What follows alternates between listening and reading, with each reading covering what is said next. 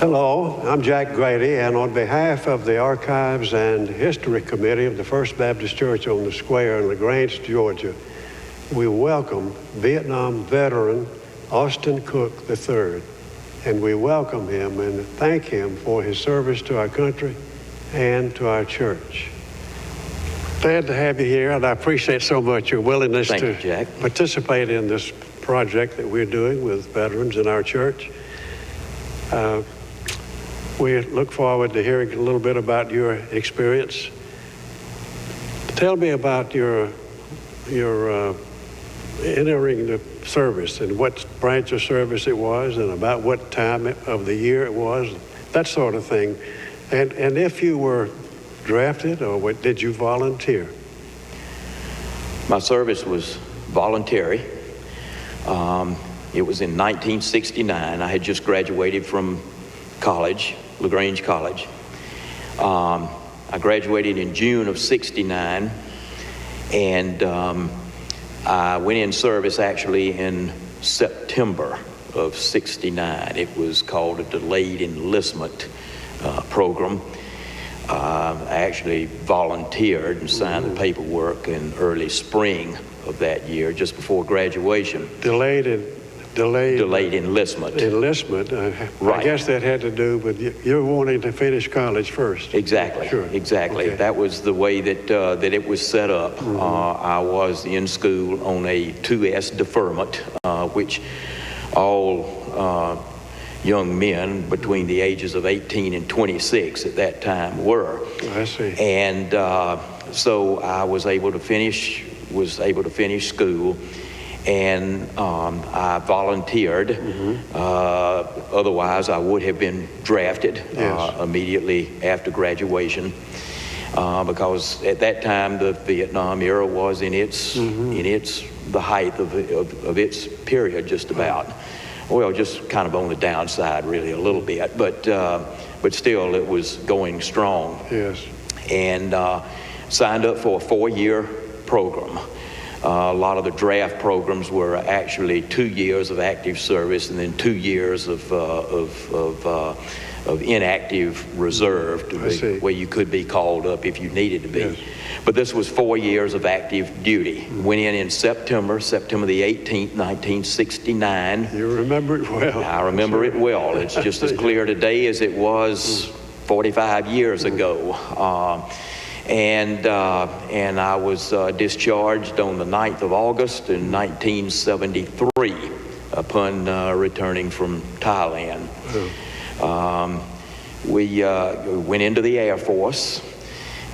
Basic training was held at Lackland Air Force Base in Texas, San Antonio, right outside of San Antonio. Yes. Yep.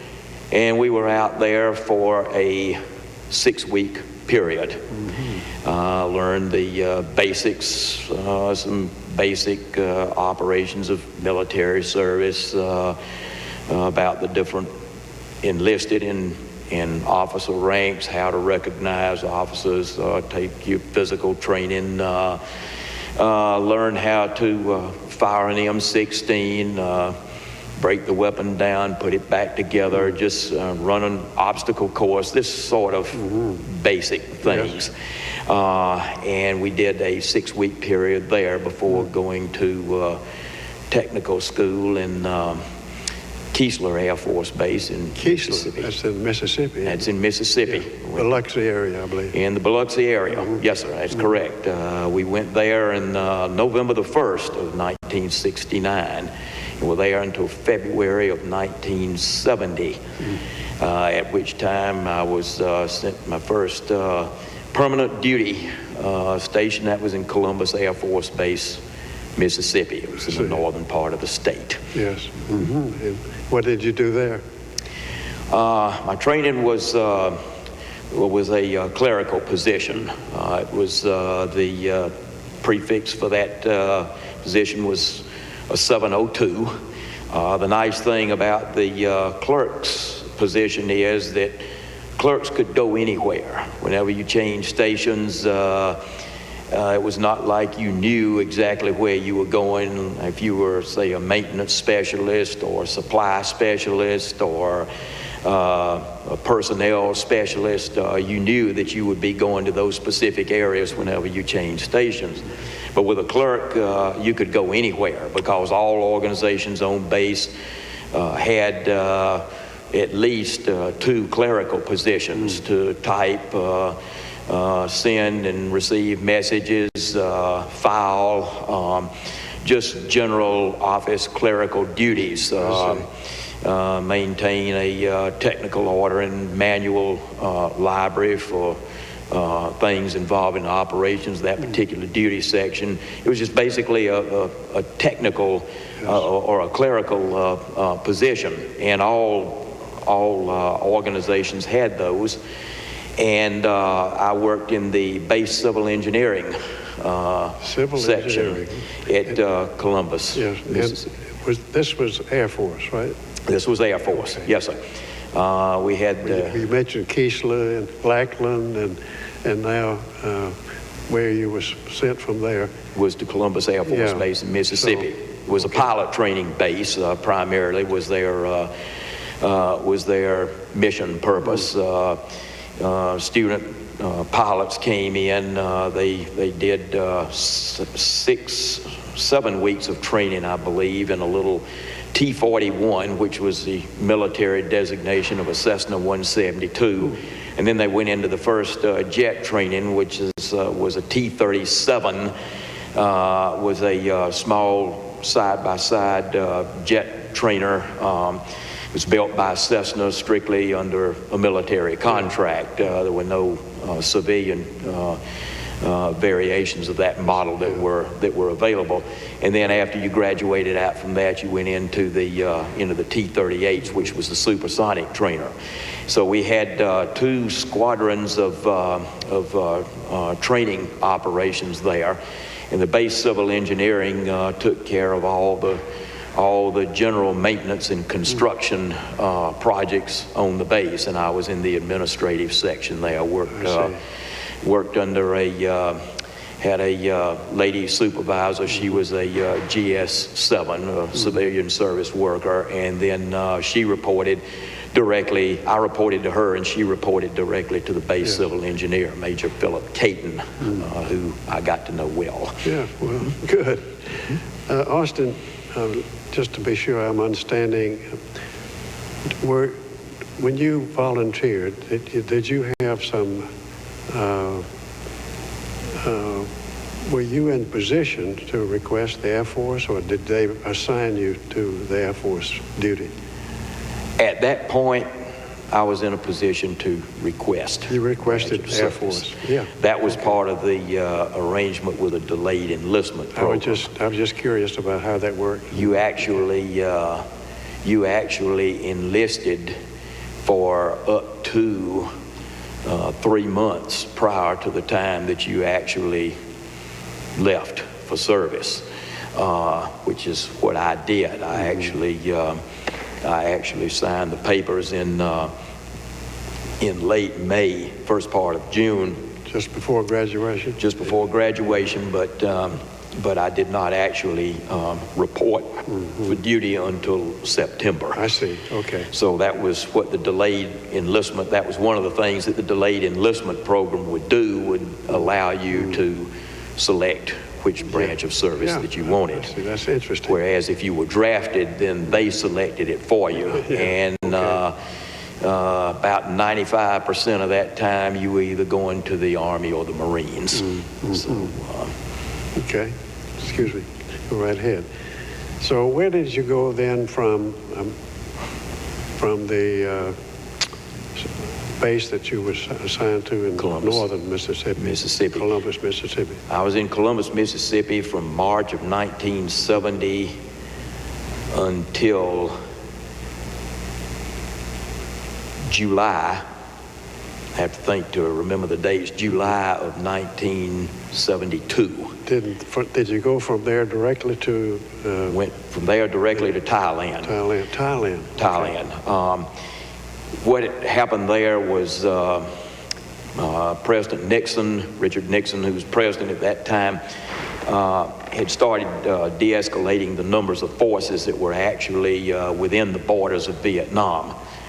And everyone, the American people, were told that that we are now cutting back on the numbers of troops that we have in Vietnam. But what they were actually doing was relocating a lot of those troops into Thailand, which is basically right next door, so that if there were a sudden resurgence back within Vietnam, then and we were needed to go back in, we were basically there and next door and could mobilize back in much quicker than what we could if everyone had been sent back to the United States or elsewhere around the world.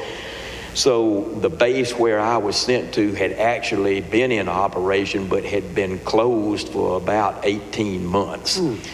And when they started moving people out of Vietnam, and a lot of them were going to installations within Thailand, and we had several installations within Thailand, they found the need to reopen the base at Tak Ly, which was right in the middle of the country. It was about 90 miles from Bangkok, the capital of Thailand, and was about 75 to 80 miles above Utapao, which was on the southern tip of Thailand, and that's where a lot of the military supplies that were shipped into the country would come in. There was a big shipping port down at Utapao, and then they were shipped, the supplies were shipped out to the various bases around Thailand.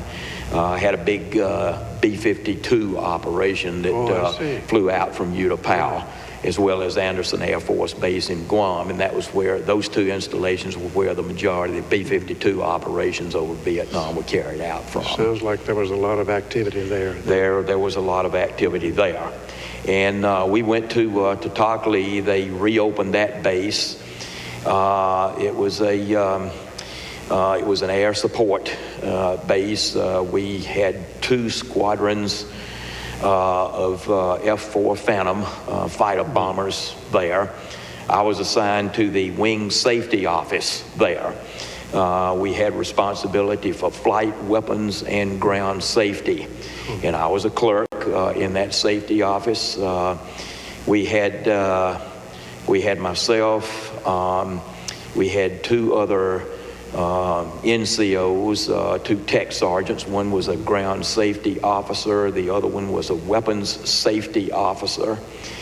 And we had 2 captains and a major. One of the captains was a weapons safety officer. The other captain was a flying safety officer. He was a rated pilot and flew with the squadron right next door to where our office was. And the chief of safety was a rated pilot, and he too flew with the squadron next door to us. That was the 421st Tactical Fighter Squadron. They were known as the Black Widows. The Black Widows. And why was that? Because that was just the squadron name, and also the wing commander, the head man on base, Colonel George Rutter at the time, R-U-T-T-E-R, at the time that I got there. He flew with that same squadron next door to us, and so we had a little small converted hooch that we had our operation in, and as I said, we were responsible for all flight, weapons, and ground safety and any accidents related to any of that, and we typed letters, messages, maintained files, a technical manual library for some of the aircraft because we had pilots there that flew these airplanes, and it was an interesting experience. Was it like, would you say daily, that there would be flights out of there? Flight operations over into daily. Vietnam. Vietnam and back. And was always real interesting because our chief of safety, Major Barry Ratley, who was there at the time that I got there, he saw how interested I was in the airplanes. And whenever he would come in from a flight, he would fly about once a week to keep his rating and to keep his combat rating and the number of missions that he needed to fly in addition to his duties as safety officer.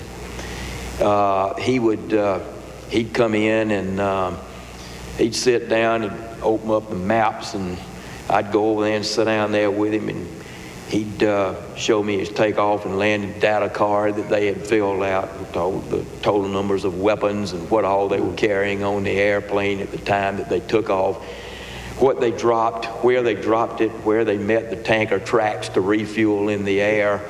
And then he would land over at a base in Vietnam, refuel, re-weapon, take off again, hit another target, and then come back to... all in one flight. All in one day. One Yes, sortie, sir. I guess they call it. Yes, sir. Well, fascinating. And you were a part of all of that in this. I was a part of that. We would go out, make line inspections occasionally. I would ride out with them, check and make sure that various safety factors and procedures were being followed on the flight line themselves. All the airplanes over in that area were contained in what they call revetments. They were big steel walls that were filled in with, I guess, primarily with dirt. This separated the aircraft and on some occasions you would have two aircraft in one revetment. A lot of times you would have one aircraft per revetment. This was in the case of in the event that a resurgent team came in and lobbed some mortar shells on the flight line, and something would hit.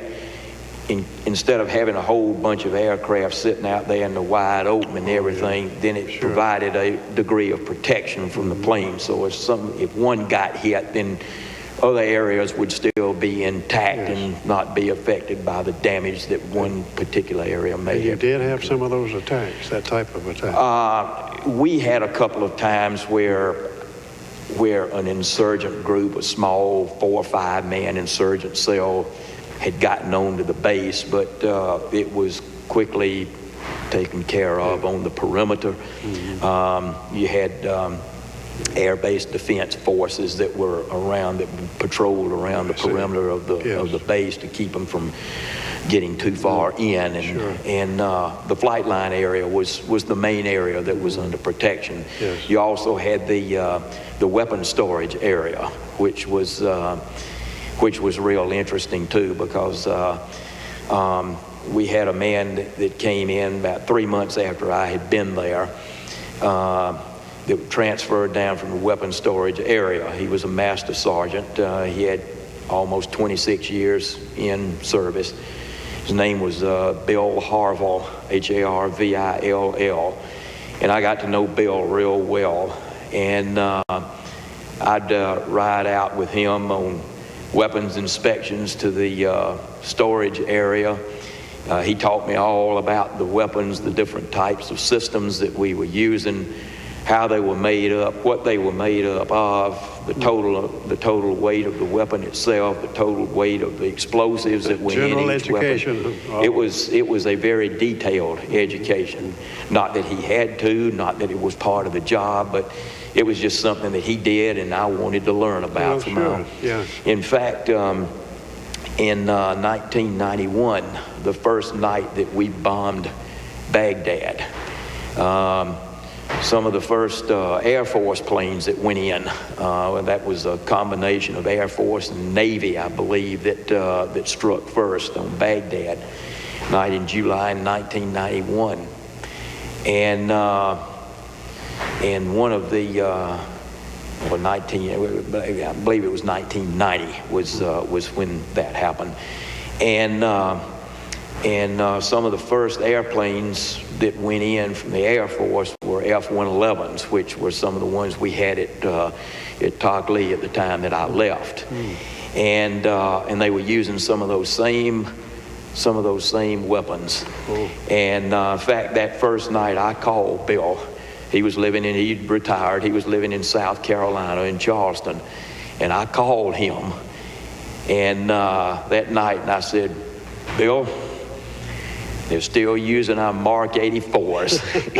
He said, yep, they sure are. It was a general purpose 2,000-pound bomb. Wow. And had 972 pounds of explosive on it. So you knew immediately what was going on in Baghdad. I knew exactly what was going on, and we both knew exactly what they were using. And I kept up with Bill until we corresponded, sent a Christmas card to each other every year, till 3 years ago I got a card from his wife. Oh. And she said that on April the 1st of that year that he had been out fishing, and he pulled his boat. I came in, he pulled his boat up on the bank and anchored it, and got out of his boat, had a heart attack right there on the bank, and died right there. Wow. So it was a big loss, and I was of course shocked to hear that. But I did meet quite a few people, and you meet all kinds, as you do everywhere, sure. but especially there when you've got a large number of people in a large. I think probably you've already expressed this, excuse me, but I was going to ask you, what would you say was one of your most memorable experiences? But I think you had so many that it'd be hard to pick out one. That would have been one. The trips to the weapons storage area, being able to go out on the line inspections with a couple of guys that were pilots that I worked with in there, in the office, and they were either the flying safety officer or chief of safety. And I mean, when these guys saw that you were interested in something that they did, were happy to share. They were happy to share, and we'd crawl in the cockpits, and they'd sit there and explain. They would explain all of the different systems and basically how they operated, and that and you sitting there like in the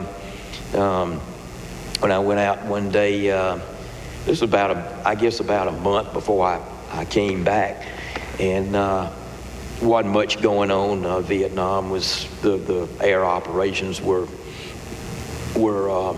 de-escalating, and there were not as many of them being carried out, and wasn't much going on that particular day. And this flying safety officer, because we eventually moved from the Hooch area where we were up to the command post. Oh. And so we were right, I guess they had the intelligence and the briefing rooms and everything up there as well. So we were right there basically in the thick of a lot of things. But this flying safety officer, Jim Hammond was his name, and he and myself went out there, and we crawled in the cockpit of an F-111, and that was the arrangement of those cockpits. You were side by side, and he was sitting there right next to me. I was in the pilot's seat, and he was explaining all the different systems and everything. And you're sitting down there, you're looking down this long nose of this airplane, and he's telling you, he said, okay, you mentally, when you're in the air, you have to fly 45 miles an hour ahead of the airplane. Oh. And I said, well, this... Yeah, what did he mean by that, 45 miles an hour? Well, you've got to be alert of what is out there ahead of you. Okay. And you're coming over the ground at anywhere from 800 to 1,000 feet, running at 650 plus miles an hour. Wow. And cover 45 miles. And you got to be mentally flying ahead of that, and you've got you've got 4 weapon stations, 2 on each wing out there full of weapons. And he would explain about the automatic radar systems on there and how they would all work in conjunction with each other. And the main one that they had was what they called a terrain following radar. That would, and you had a hard, medium, or soft ride selector on there, so that when you were coming in at a certain altitude and here came a mountain or a big hill or something, then if you were on a soft ride, then it would sense further out and you would come up, you would start an ascent over it, you know, further back. And then the medium ride, you were closer in. The hard ride, you'd come up and then over it and then you'd back in, so that you could come in low, drop the weapons, you know, depending on what you've got on there. Yes. And then hit the afterburner and get out. Yes. But I was not a pilot. I never flew, but I learned a lot from those that were, and had a lot of friends there. And it was the whole time was an educational experience. Sounds like it. As well as a couple of side trips that I was able to make. One to Bangkok and one to Chiang Mai, which was a big kind of, in a way, I guess you could call it a resort center of the northern part of the country. In Thailand still. In Thailand still. And you could see some of the people, learn about some of the culture over there, and the different types of the Thai Buddhas, which were different from the Japanese Buddhas and the Chinese Buddhas, and all the ornate work in the temples and everything. It was really... You made the most of your time there. I did. Yeah, it was an educational experience. I really have had no desire to return, just, you know, just on a vacation basis or anything. I spent 1 year there, and that was actually among the real peoples. You saw what the real peoples were.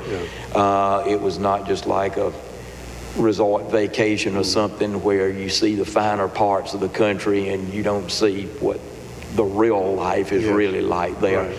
We did see a lot of that. Like and it was really an educational experience, and I wouldn't give anything for it, and at the same time the opportunity to be able to serve your country as that's well. great. That's great. How long were you assigned there?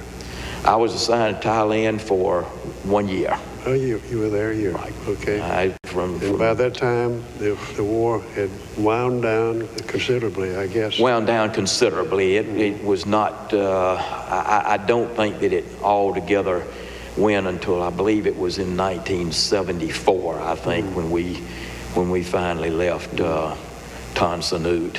That was the last area in Vietnam, and where a lot of the major command, military command for a lot of the Vietnam area theater was conducted out from Tan Son Nhut. You were there for 2-3 years? I was there for 1 year. 1 year, in there Thailand. 1 year. But altogether in your service, it was 4 years. 4 years. 1969, September the 18th, 1969 until August the 9th of 1973. You remember it well. These are dates that I will not forget. Yes, I'm sure. I will not forget. I'm sure.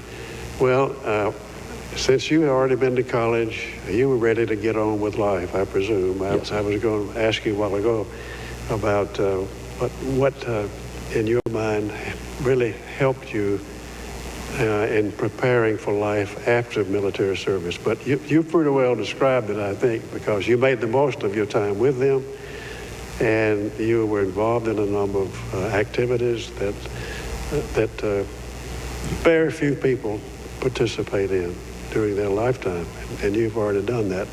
Have always been generally in a clerical line of work, because when I got out of the Air Force, the NCR Corporation they were in the process of finishing construction on a major worldwide service parts center in Peachtree City, Georgia.